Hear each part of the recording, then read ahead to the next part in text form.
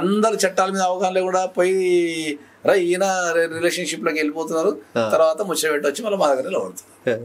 అక్కడికే వస్తాను. బస్ ఎలా వీళ్ళకి అవగాహన కలగాలంటే ఎలా చట్టాల మీద?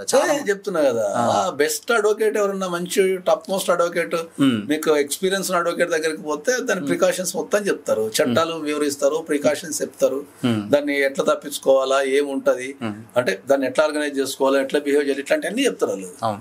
దాన్ని నేర్చుకుంటే మీరు ఈజీ.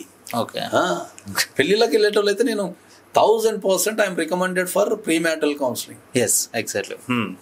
ప్రీ మ్యారిటల్ కౌన్సిలింగ్ లేకుండా ఎవరన్నా పెళ్లి చేసుకుంటున్నారు అంటే ఇంకా నేను దాని గురించి ఇప్పుడు ఏమైనా చేసుకుంటున్నాం కాబట్టి ప్రీ మ్యారిటల్ కౌన్సిలింగ్ లేకుండా ఇంతకుముందు పెద్దవాళ్ళు చేస్తుండే ప్రీ మ్యారిటల్ కౌన్సిలింగ్. కుటుంబాలు ఉంటుండే, ఆప్యాయతలు ఉంటుండే, ప్రేమలు ఉంటుండే, మనం గంటలు వాళ్ళతో గడుపుతుండే. ఇప్పుడు పెళ్లికి అందరూ ఏడా డెస్టినేషన్ వెడ్డింగ్ అంటే డెస్టినేషన్ పోతాడు, 2 రోజులు తాగుతాడు, వచ్చేస్తాడు.